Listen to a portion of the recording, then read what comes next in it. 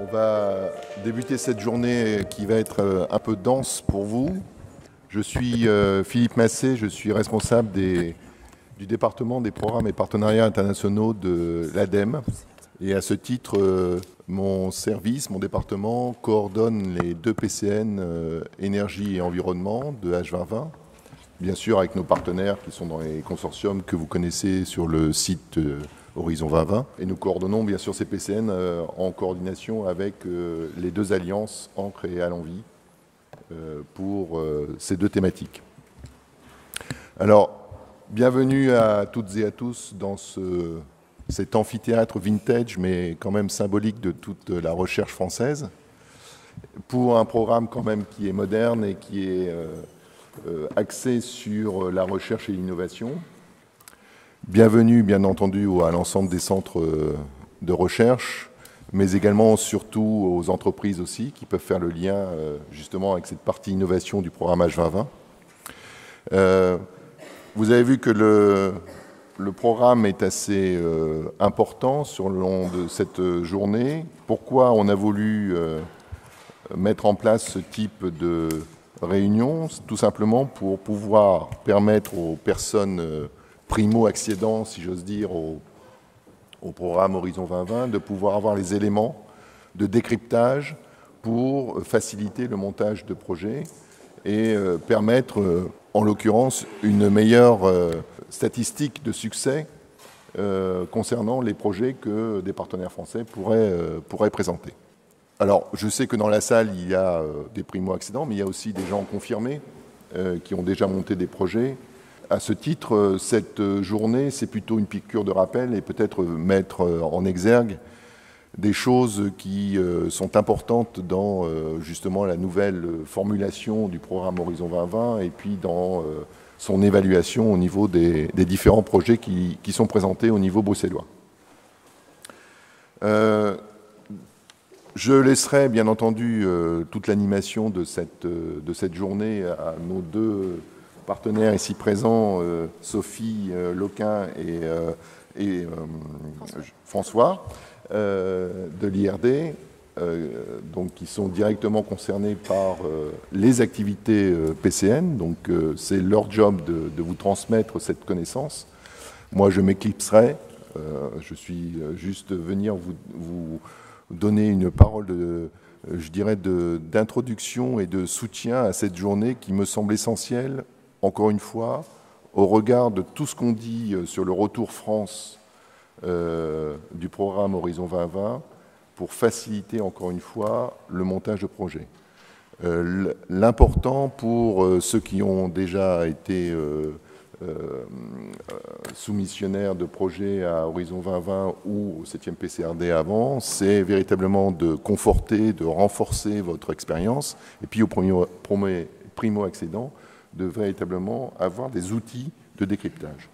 Alors, c'est vrai que dans le déroulé de la journée, donc vous avez vu qu'on va traiter d'abord du décryptage des appels à propositions, parce que c'est important de bien lire l'appel à proposition si on veut bien y répondre. Si on n'a pas forcément tout compris les termes, les PCN sont là aussi pour vous éclairer, pour comprendre ce qu'il y a derrière les mots de l'appel à proposition. Et puis ensuite, une grosse partie qui est le montage lui-même de projet. Et le montage de projet avec ces différentes étapes qu'il faut rendre cohérentes les unes par rapport aux autres pour que, in fine, en termes d'évaluation, ces propositions soient reçues et retenues comme bonnes, comme excellentes par la Commission européenne et par son panel d'évaluateurs. Et d'ailleurs, nous avons cet après-midi un témoignage important d'un évaluateur qui va vous permettre de donner un peu... Alors, bien sûr, il a un devoir de réserve et de confidentialité, mais il va vous donner des éléments de compréhension de comment se passe cette évaluation et quelles sont les clés un peu de la présentation de ces propositions pour qu'elles aient le maximum de chances de retenir l'attention de cette évaluation.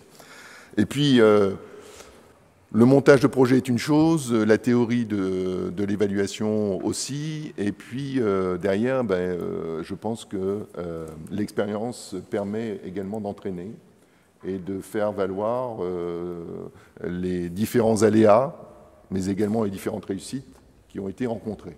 Et donc nous aurons en fin d'après-midi des témoignages de porteurs de projets qui vous diront comment ça s'est passé pour eux, quelles ont été leurs difficultés, leurs problèmes, mais également leurs succès, leurs réussites. Et puis l'intérêt également pour eux, dans leurs propres activités, de soumissionner à un tel programme Horizon 2020 et d'avoir derrière des possibilités de partenariat avec des partenaires européens qui sont venus enrichir leurs propres activités et leurs propres projets. Nous accueillerons également le PCN, nos collègues du PCN administratif et financier qui, eux, vous éclaireront sur toute cette partie un peu compliquée parfois à décrypter, qui sont le montage financier, le montage budgétaire, le montage administratif de ce type de consortium et de propositions auprès d'Horizon 2020. Donc véritablement, vous avez une palette aujourd'hui d'informations qui, j'espère, vont vous aider à aller vers Horizon 2020 de manière plus souple et plus facile et plus aisée, en ayant en tête ces différents éléments. Je terminerai mon propos introductif par deux dates qui me semblent importantes. Je sais que parmi vous, il y a des gens qui sont du secteur de l'énergie, ou en tous les cas de l'efficacité énergétique. Sachez qu'au mois d'octobre, le 27 octobre, nous organisons un brokerage event à Lyon sur la thématique efficacité énergétique. Donc pour ceux que ça intéresse, vous vous rapprochez de Sophie, elle vous dira tout sur cet événement qui se situe à Lyon. Et puis, on parlait de l'évaluateur qui va vous donner des éléments clés de lecture de cette partie évaluation au niveau des propositions H2020.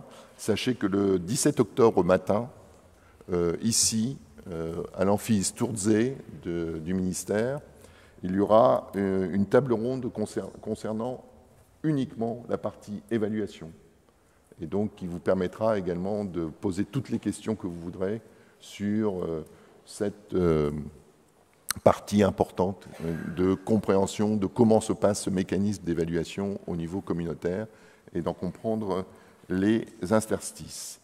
Voilà, je vais m'arrêter là. Je vais laisser la parole à Sophie et François qui vont animer toute cette journée avec, j'en suis sûr, efficacité. Donc, n'hésitez pas à poser énormément de questions. Vous êtes là pour ça, vous êtes là pour comprendre. Et puis, bon courage pour cette journée. Et encore une fois, tout ça, ça participe du fait de pouvoir présenter des propositions gagnantes avec des partenaires français au niveau du programme Horizon 2020. Bonne journée à toutes et à tous.